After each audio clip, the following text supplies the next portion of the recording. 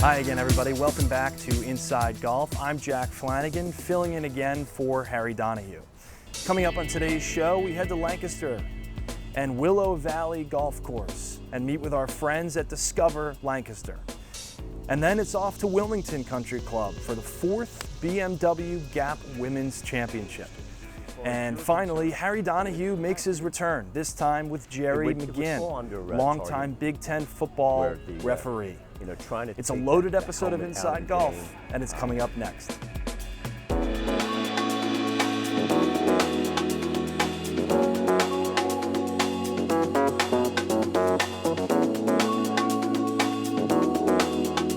The 28th season of Inside Golf is presented by Destination Montco Golf, the First Tee of Greater Philadelphia, the Philadelphia Association of Golf Course Superintendents, the Golf Association of Philadelphia, GAP, Jersey Man and Philly Man Magazine, and Inside Golf's partner since 1998, the Philadelphia section of the PGA. Golf is the great equalizer. For many, this journey is an escape from reality, a chance to be part of a team, a career opportunity. PGA Reach impacts lives through golf by lifting people up, giving them hope, and sending them down an alternate path that they never saw coming. With PGA Reach Philadelphia, as in life and in golf, the most important shot you take is the next one. Most golfers spend weeks and even months planning their dream golf vacation, researching transportation, lodging, and tee times. But not you, Doug. Not me. Not you. All you have to worry about is piping your drive on this iconic hole you've wanted to play since you were 9. Cause you booked your golf vacation with All Access, and they took care of everything. Clear your mind, Doug. Ouch. Heaven. All Access. Sadly, we have to leave the golf to you. Welcome back to Inside Golf.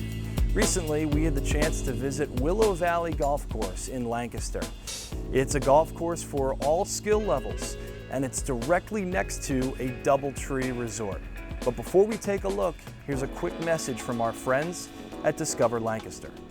Hi, I'm Jeff Vassar, President and CEO of Discover Lancaster, and we are always thrilled to show off everything that Lancaster County has to offer, especially the links. We have 11 public golf courses in Lancaster County, and they range from skill levels of beginners up through experience, and many of them have spectacular scenery as well. So whether you're looking at a wonderful layout like at Fox Chase or Crossgate or Pilgrim's Oak, there's something for everybody, and that's what we really have to offer here. So come try them out, see what the miniature golf courses are like for the kids, and this is all on top of the Amish heritage that we have, and the vibrant downtown, and the great family attractions, wonderful culinary experiences, and a variety of lodging options as well. So come out, play a round of golf at Willow Valley, one of the small gems we have here, or any of the other courses we have in the county, and experience Lancaster County for all we have to offer. Originally, it was called Willow Valley Farm. It's been here since 1975. It was built by it went with the apartments up there. They actually built the golf course. It was just all push up. The architect, it was just a guy just with a construction company just built. I've heard tales that it used to be 12 holes from a guy that was here from the beginning, but I don't have any validation on that. Yeah, so it's been here now, well, 50 years. It's changed quite dramatically in 2019 as they took away 2 holes, 8 and 9, that people enjoyed over the water, and they moved the chapel over here. So we had to figure out a way to make it 9 holes again. And the best way to do that was to utilize some of the old features to make a new tee and use some greens as double green, but from a different tee point. Even though it's short, it's very challenging. I know when I play a lot of public courses, it's like, you get the repetition of driver, pitching wedge, 9-iron, putter, fill a lot of holes. Here, you got to think. You can lay up, you can hit a 5-iron off a tee, or a 3-wood, or a driver. Some of the holes are actually, the second shot on the number 8 is longer than the first. There's a lot of different various ways to play it. You get beginners, seniors, families, juniors, you know, avid golfers, scratch golfers that just want to, you know, a quick round to get their fix in through the week. Because it does play well for beginners and for experienced golfers. It could be challenging. I tell a lot of my friends, you know, if you come here and break par, I challenge you to do that, and a lot of them don't. The DoubleTree is very unique because we have a very beautiful set landscaping around us, and we offer something different that you can go out, you can sit, especially during the summertime, it's gorgeous. You can go out and sit at our ponds. You can look at the chapel. We have a chapel. We have a golf course. We have an indoor pool, indoor water splash pad area. It is just beautiful for our guests to be able to come in. And then now with our fresh renovation, it is great for our guests to be able to come in and just relax. We create great experiences for our guests. And it's just something that does set us apart. Our team sets us apart from other hotels in the area. And our DoubleTree cookies set us apart from other hotels in the area as well. We have people that come to the hotel and play that know it's here, but there are some cases where they don't know, and they look out their window and like, wow, look at that. And it's a good amenity to go with the hotel. I mean, it's a nice piece of property, well maintained, and it goes well with all the Willow Valley properties. If you come in, that's what they're known for. Their grounds are spectacular everywhere. When you come out here, you're going to see different textures and different levels. Like you go to a lot of places, and it's just shaved. It's more traditional here, you know, a little fluffier rough fairways. Around the bunkers, you'll see that it's like the Scottish links with a little higher cut around it. Just to give it some definition, you can see where the fairway, collars.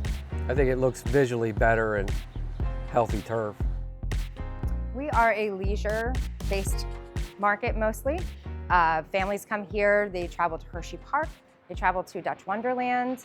They also want to see and experience the Amish culture that is a big driver. We are a pretty good centrally hubbed position for people being able to get to Philly, to New York, different parts of Hershey, Lancaster, but in a general good location. A lot of our local community loves our golf course because it doesn't take 5-6 hours to play an 18-hole golf course, so it's nice for them to get out for the morning or for the afternoon to come out for a few hours, play a couple rounds of golf. And it is locally driven. We do have some guests that will be able to come out, but you don't have to just be a guest to be able to utilize the golf course. Anyone can come out and utilize it. And that does set us apart because it's not a membership-based only golf course. And that's really nice for anyone that lives in this area. Thanks to our friends at Discover Lancaster and everyone over at Willow Valley. Stay with us. Coming up after the break, we'll take a look at the 4th BMW Gap Women's Championship. Don't go anywhere. The Golf Association of Philadelphia. Founded in 1897, GAP is the nation's oldest regional or state golf association. We serve amateur golf in Eastern PA, Southern New Jersey, and all of Delaware. GAP welcomes all golfers, junior or senior, male or female, public or private. Join the Golf Association of Philadelphia today. Our mission is always to preserve, protect, and promote the great game of golf. Before you tee it up, look us up. Visit gapgolf.org to find out more. Yep, just as I suspected. Your entire family is too plugged in. Now, there's a treatment. Your offline Oasis 08s in Montgomery County, PA. You may experience moments of euphoria, a rush of culinary cravings, a lot less screen time, and more we time. You may even reconnect with nature. Unplug in Montgomery County, PA. Side effects may include budget-friendly fun and memories that will last a lifetime. Welcome back to Inside Golf. Recently, the Golf Association of Philadelphia had their BMW Women's Championship at Wilmington Country Club. With all the details, here's GAP's Marty Amino. Sarah Lydic has had a trying last 9 months. A wrist injury, trying to re-establish herself on the Wake Forest golf team, and an unsure golf swing this summer have all presented challenges. The perfect elixir? Welcome in the BMW Gap Women's Championship. Lydic made short work of a quality field at Wilmington Country Club, just a couple hours north of our Ocean View, Delaware residence, cruising to an 11-shot victory in the 54-hole event. Lydic carded an even par 71 on Wilmington North before rounds of 68 and 71 on the Championship South course. She was the only player to finish under par. Sensational mid-am Jackie Rogowitz of Marion placed second. She matched Lydic with a closing round even par 71. Sawyer Brockstad of the host club, who is heading to the University of Notre Dame this fall, was third. Lydic underwent wrist surgery to remove a ganglion cyst last November. She got back to swinging in January, but could never find any momentum at Wake until the end of the season in the ACC Championships. Lydic played in the final 2 rounds of stroke play qualifying before helping her team in the match play draw reach the final. Earlier in the summer, the pendulum trundled backward. Her swing left, a medical prescription clouded her golfing acumen. That now is all in the past. At Wilmington, Lydic looked like the former 2-time Delaware High School champion she is. Fairways, greens, and a blazing hot putter on a blazing hot summer week. Lydic entered the final 18 holes up 8 strokes. Meredith Finger of DuPont and Rihanna Gunarante of the 1912 Club, her nearest pursuers. In the span of the first 3 holes of the final round, Lydic ended any conversation of a comeback winner. She opened the 3 with 3 birdies. My putter wasn't working for a couple of months. I had to get a new one, and that kind of saved me for this tournament. So it kind of feels good to be able to shoot low going into college. She bogeyed the final 2 holes of the front 9, but responded in style. On number 10, she launched a 9-iron into the wind from 125 yards to 3 feet. Again, a short birdie putt. The tournament drama wasn't who would win, but by how many. It feels great. I mean, I've been in some really bad spots mentally this year, and so I really needed that this year. And it feels good to finally be able to play well and say I actually can play well. You know, I'm not out of school for no reason. Like I can actually play, so it's really satisfying. Congratulations to Sarah. We can all learn a lesson in perseverance from her journey. Reporting for Gap, I'm Marty Amino. Thanks, Marty, and congratulations to Sarah Lydic. An 11-stroke victory. What a performance. All right, coming up next here on Inside Golf, Harry Donahue returns at Union League National and sits down with Jerry McGinn. Jerry's a longtime Big Ten football referee, now making his transition to television. It's a great interview, and it's coming up next here on Inside Golf. Launching at the head or neck area of, say, a quarterback. Welcome back. Inside Golf continues now. We are, like most people in the Philadelphia area, taking a trip to the Jersey Shore. We're down at Union League National right outside Avalon. I want to thank them for allowing us to do this sort of a breaking news interview with this gentleman to my right. His name is Jerry McGinn. Now close your eyes. Close your eyes. And if you're a college football fan, numerous times over the past, I don't know, decade of Big Ten games, you've heard this guy say something like, holding, offense, number 76, 10-yard penalty from the last spot of the ball or something like that. His name is Jerry McGinn. Jerry, you retired. Retired from the field. You're no longer a white hat. No longer wearing the white hat. However, I had to find a new hat. Jerry found a new job in a hurry. Yes. Tell us about your new job. So the new job will be with ESPN as one of their rules analysts, working on the weekends, working from a remote studio. So there'll be no travel. No travel. No travel. You've been in and out of hotels and planes for years. And planes for like 25 years. Wow. So this will be the first fall that I will not have to travel. But you'll be a big part of ESPN. You're going to be doing Big Ten games. I mean, you were the what, senior official for white hat for Big Ten? I believe for the first year they're going to try and keep me away from Big Ten games. Really? Yeah. Separate you and James Franklin and Ryan Day? I know James Franklin is going to be really disappointed that I won't do any of his games, but yes. That's good stuff. All right, let's turn the clock back, okay? Do you remember the first game that you officiated? I don't care what level it was, and the first time you blew a whistle that really meant something. Yeah. So in the Philadelphia area, I played high school, college, and I actually coached at St. Joe's Prep. But everyone that gets involved in officiating starts with little kids, Pop Warner, CYO. So my first game was a CYO game, and I'm working along the sidelines, and I saw a foul, and the first thought was, someone should call this. Someone should throw a flag. And that would be you. Then I realized, it's me. Really? Yes. So threw the flag, and there was no parents yelling that day. No. Unlike 85,000 Unlike the at 85,000, 100,000, yeah, yes. Right. But no, that was a CYO game. I believe it was in West Philly. Really? And that was it? That was the start. From then on, you were comfortable? First couple of years, you're going through a learning curve. But we had a really great training program in the Philadelphia area, where they would work with you. They would, the older officials would mentor you, come to the games, and slowly we would move up the ranks. So went from CYO ball to middle school to JV high school to varsity high school, and was lucky enough to join the local college chapter. Worked Division II-III for 5 years, then moved on to 1AA with Nova, Delaware.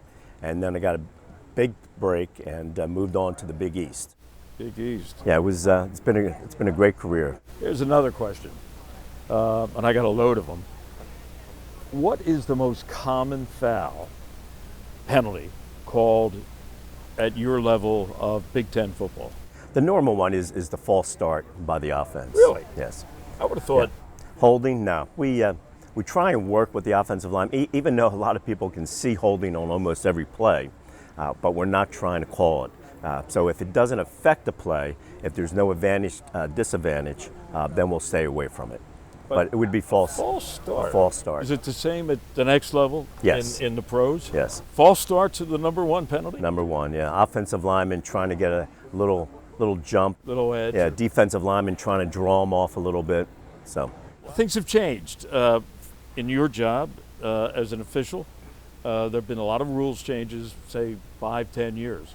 What have been some of the most significant rules changes as far as you're concerned that impact your job?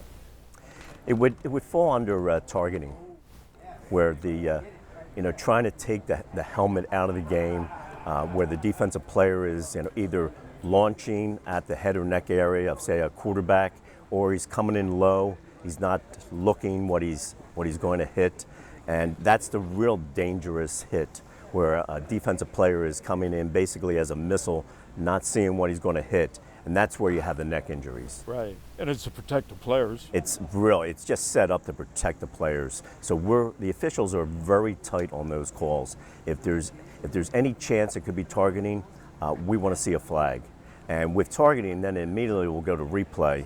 And replay will then, make the determination whether the player is going to be disqualified or not. Right. Then there have been changes in terms of have crews gotten bigger? By that I mean officiating crews? Yes. When I first started, there was 5 officials on the field. Now there's 8 officials on the field. Plus we have an alternate at every game in case an official is injured, and we have 2 officials in the replay booth. So we end up with 11 officials for each game. Right. Went from Pop Warner, 3 officials, now I'm working with 11 officials. A lot of fans, when they watch a game in person, on TV, whatever, they think if there is a call made that the officials missed, is that a nice way of putting it? Well, then somebody in the crew, not necessarily the next play of the game, but pretty close to it, is going to do a what they call a makeup. Makeup. A makeup call. We've never heard of those. Never heard of those? No. The officials do not get involved in makeup calls or trying to even out, a number of calls against Penn State versus Ohio State.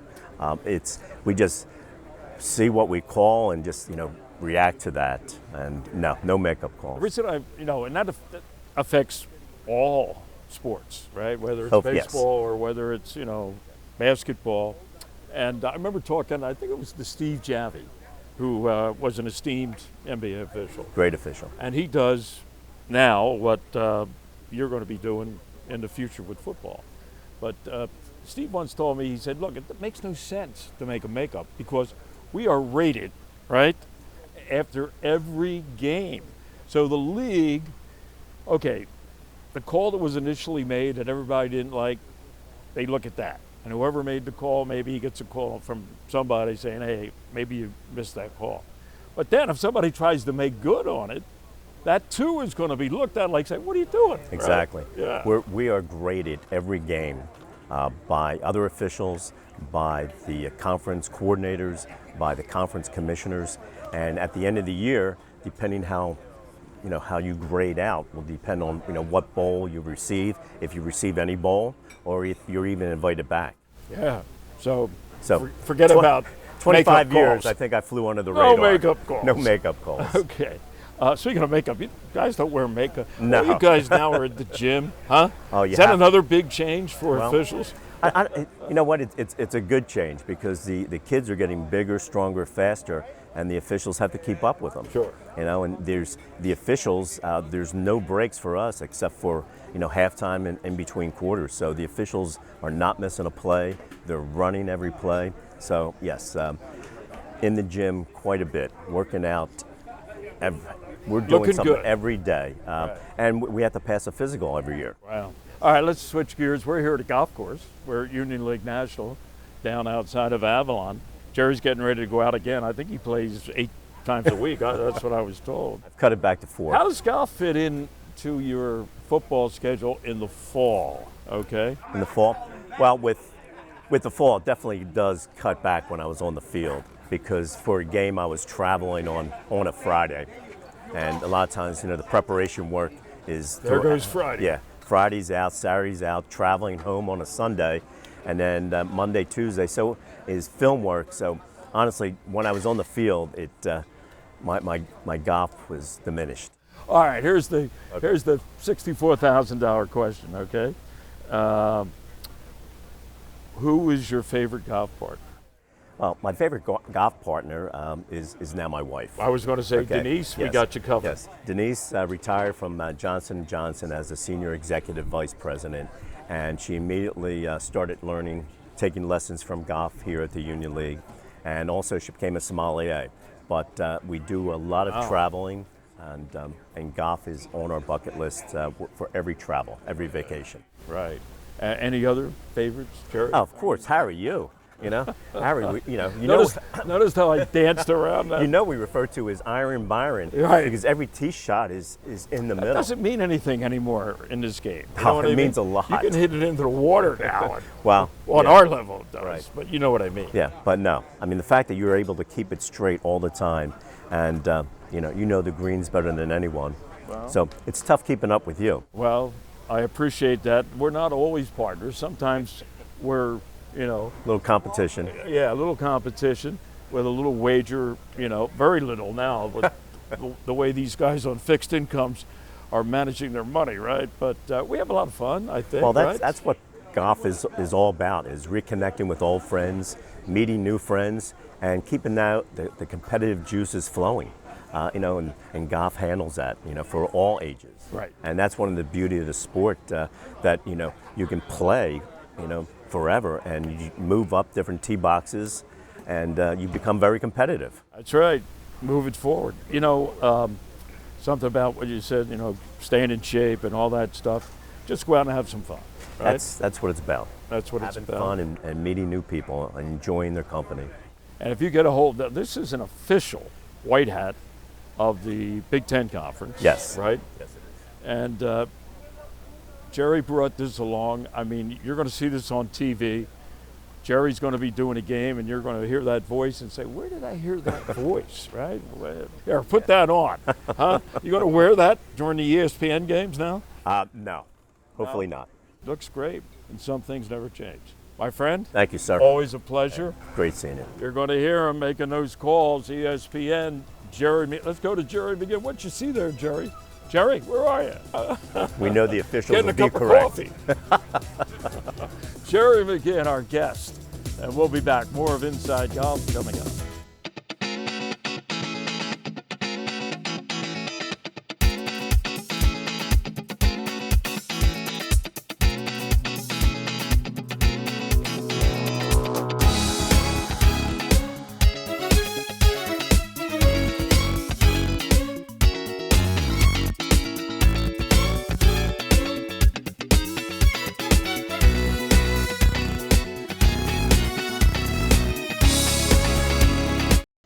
Hi, Tony Salucci with the Beacon Group of Companies. If your company has between 50 and 500 employees enrolled in your health insurance plan, there's a really good chance we can reduce your costs significantly and increase the benefits employees receive. How do we do it? We put you together with several thousand employers of a similar size across the country so your company can get amazing buying power.